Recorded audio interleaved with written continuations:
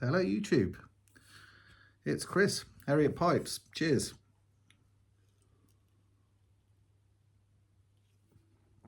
I know it's been a few weeks since my last vid, but I've just been very busy. I've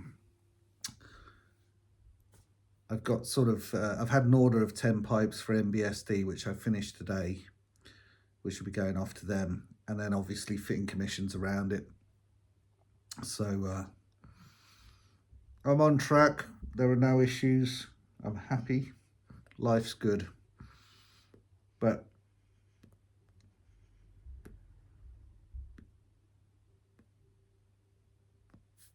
nothing to show you, first of all, because it was a big batch of 12 pipes I've just done, and so no point in doing a video really. But now they're there, you're going to get 12 pipes to look at. 2 of them were commissions for a chap called Tom in the UK. I think he's up in Yorkshire. He's in the Yorkshire Pipe Club anyway, I'm sure. I could be completely wrong. I think so. He could be in the Yorkshire Pipe Club and live in Canada for all I know. But there we go. So Tom's pipes are ready. And like I say, these 10 I'm sending off to MBSD. So yeah, it's been a good sort of week and a half's head down, knuckle down work really. Plus home stuff and all that jazz, you know. I'm officially getting old. Played golf on Tuesday and I've been hobbling ever since. It was a bit muddy underfoot. I've got bad joints from years of working in the kitchen and nightclubs and things, unfortunately. So even had to take some painkillers, which I don't like doing. But I'm smoking GLP's Cairo, which is a real stellar Oriental. I don't like it as much as I like the geometry, but the geometry is a plug and it requires preparation and all that stuff. As an all-dayer, every dayer, and to make the car smell super nice, which it does, Cairo is the one, and it's even better with a bit of age on it. So highly recommended. And just cracked a beer really. Got a roast chicken on with Yorkshire puddings. I know, sacrilege, but it's happening. And yeah, looking forward to that. Nice Sunday meal, and I shall have a glass of wine, get an early night, and attack November's commissions. I didn't take any commissions for December because I've got quite a lot going on. I want to start making get some stock together, because the website's really suffered, embarrassingly so. And I want to get some pipes on the website. The postal stuff with the US seems to have sorted out now, touch wood, completely. So there are still tariffs for you guys to pay in the US, and I need to figure how to factor that into my website. But luckily I've got my sister, her 2 lads, and my brother-in-law coming on for Christmas. So he built my website, so he will help me do that, because I don't know how to do it. But yeah, I'd like to have some stock to put on there.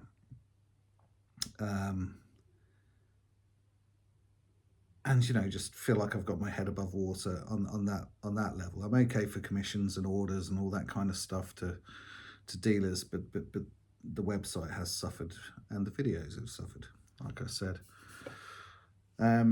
So yeah, Tom wanted initially 2 rusticated pipes. He wanted a slightly curved Dublin with plateau and a rusticated Lovett, and then emailed me and said it was okay if I went for a sandblast, which was kind of nice, because I don't like wasting wood in terms of If it can be a smooth, it'll be a smooth. If it can be a sandblast, it'll be a sandblast. So finding a block with plateau that needs rusticating is almost as rare as finding a natural smooth, you know. So just in the wrong way. So he got a sandblasted one and I love it. So I'll show you those two first. It's a nice little light pipe. This be a good clench for him. Gave him a bit of a contrast stain on the inside of the rim there. Some nice rings going around for him. And, you know, some good plateau, really.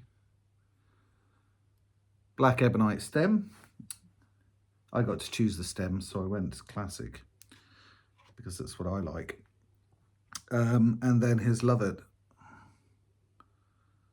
which has got I think, is this my Belgian boxwood or my French boxwood? I got boxwood from Bruno, because his mum could have cut a tree down in her garden. So I've got that boxwood, and then I've got French boxwood, which is local. I think this is the French stuff because it was a bit harder. The French stuff is harder than the stuff from Bruno's mum's garden. Very nice. And red Cumberland, contrast rim, and a nice craggy rustication. It feels nice in the hand, that pipe. So that was that. And then I got an order for sort of MBSD are going great guns at the minute. I sort of send them 10 and they order 10 more, which is fantastic. Long may that continue. So I've done a bit mixture of pipes for them, really, which is what I do. Dealers don't tend to ask for specifics often. Sometimes they do. So it's kind of carte blanche, which is nice in terms of, you know, you get to make a mixture of stuff with a mixture of techniques. I've done 4 freehands and 6 pipes done on the lathe, classic style. And there's a mixture of, well, 1 rusticated, some blasts, and got some good, really good smooths for them, actually, in terms of grain, which is always a pleasure. So let's start with that. A Prince with a horn accent, rusticated contrast rim, craggy rustication again. I like making Princes. And this guy, I just made the pipe. I don't know. I don't think I had billiard in mine. It's not a billiard anyway. It's more of an egg or a brandy. The weight is lower and bigger. But it's got some nice rings on it. It's nice not having things in mind sometimes. You just start something and see where it takes you. Cool blast.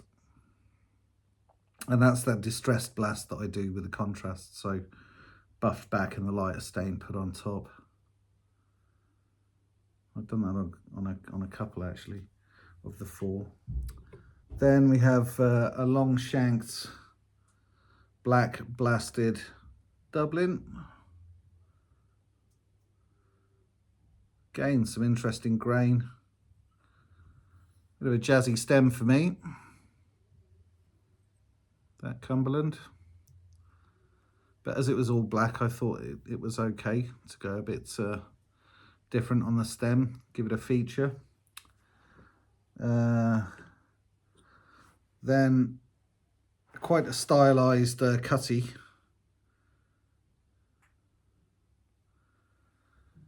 With a horn extension, and that's ebonite mouthpiece.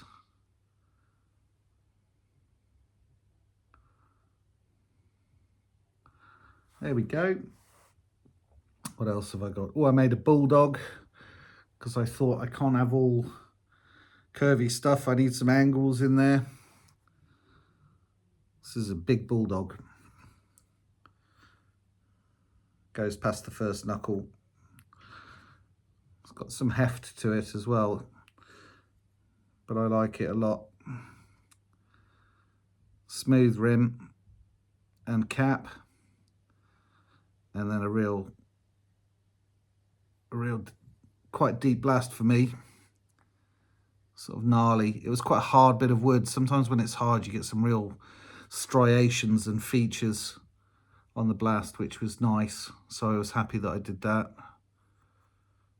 Really.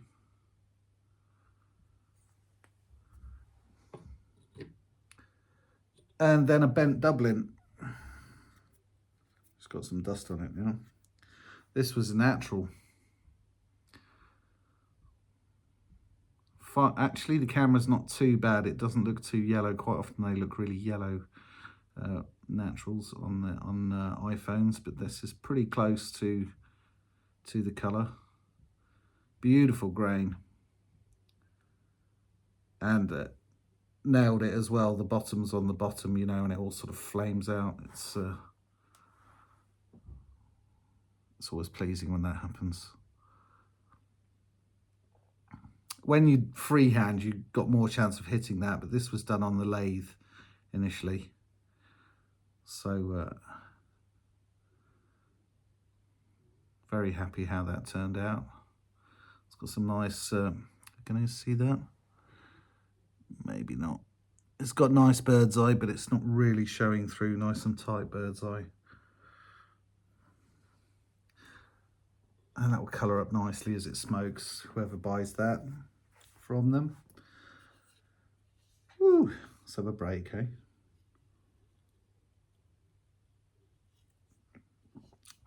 Now, for smooths, these are all Danish style. Freehands. And I'm very happy with the grain.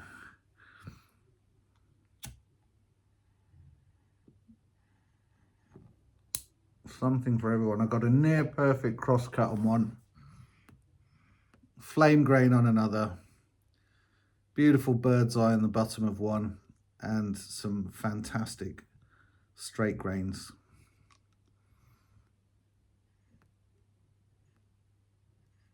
So, which should we show you first?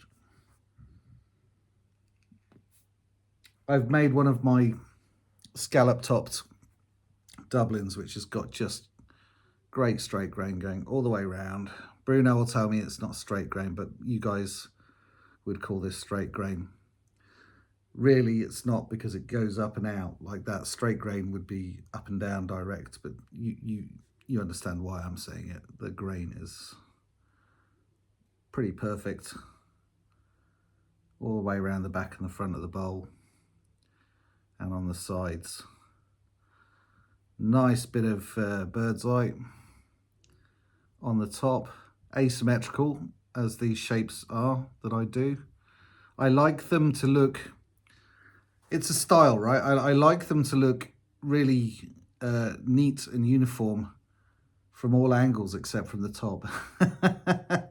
Even the bottom's pretty good, you know, but from the top I've had a little mess around, and I enjoy the mess around because it's yeah, it's counter to what the rest of the pipe is doing, sort of thing, if you know what I mean. So that's a style. I think it makes things look more organic.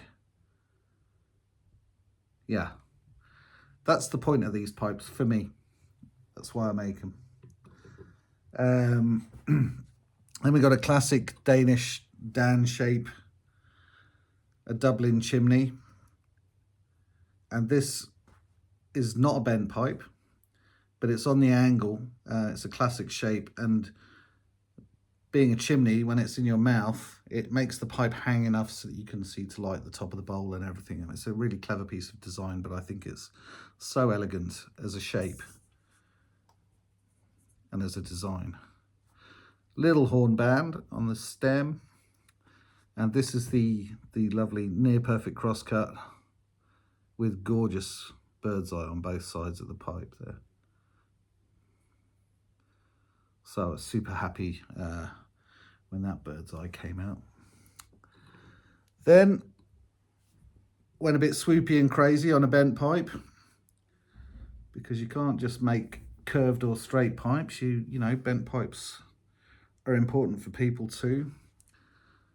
So I made this guy freehand again. These are all freehands, these ones. I like the movement on this pipe.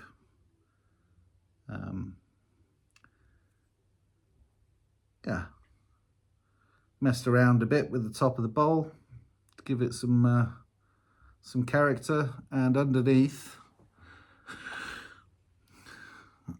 that's better. I need to see what you're seeing. Unfortunately, I have to take my glasses off for that. Some gorgeous bird's eyes.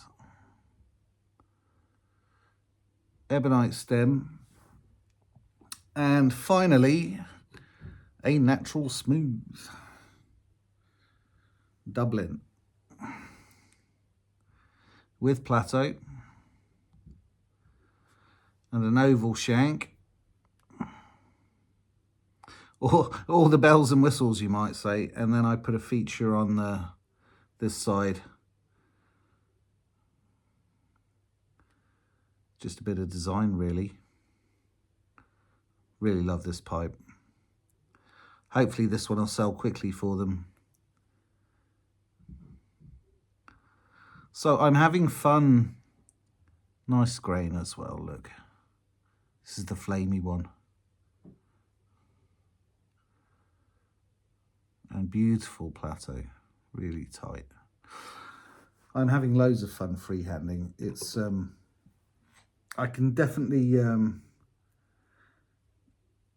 really pleased. I'm not blowing my own trumpet. This is just a matter of process. I made a point, for those of you that know me, have known me for a while, of working pretty much solely on the classics when I started learning from Bruno, because I wanted to nail the classics. I wanted to know that I could shape correctly and stuff, but it's really helped me develop relatively quickly. Now I've gone down sort of the Danish route, because I think I've got a good idea of proportion and stuff. You might disagree, but that's what I'm shooting for, and I'm hoping that the hard work I put in the previous 2 years before I started messing around with freehanding is going to stand me in good stead. That's the hope. I'm learning every day with it, but it's quite addictive. And I have to make myself make classics as well now, because if I had a choice, I'd just come down here and freehand, because that's new and exciting and all that stuff. But at the same time, making the classics is really rewarding, because you have to make sure that you've got the correct shape for the classic shapes, which is kind of great to nerd out on as well. So I'm really having fun making pipes at the moment, and it's nice when you get new skills and new tools. I now have the Shablin is working, so I now have a beautiful old Swiss lathe for doing my stems and my rings and stuff, and the bigger, more modern lathe now is purely for turning bowls. So that helps me an awful lot in terms of saving time, because I'm not changing tools and stuff. And also they're right next to each other, so I can, if I'm making a shank extension or something, I can turn that on the Shablin, drill that on the Shablin and fit it on the Chinese lathe and finish it that way. So it's yeah, I'm very happy at the moment. Sorry to gush. Anyway, we're getting on for 20 minutes. I'm gonna finish my pipe and my beer and leave you all to it. Thanks for watching, as always, and I'm hoping to get a couple of fledglings done for the Christmas giveaway, so watch this space. I do one every year. I just gotta find a bit of time before the end of this month to make a couple of pipes for the Christmas giveaway. All right, take care everyone, all the best.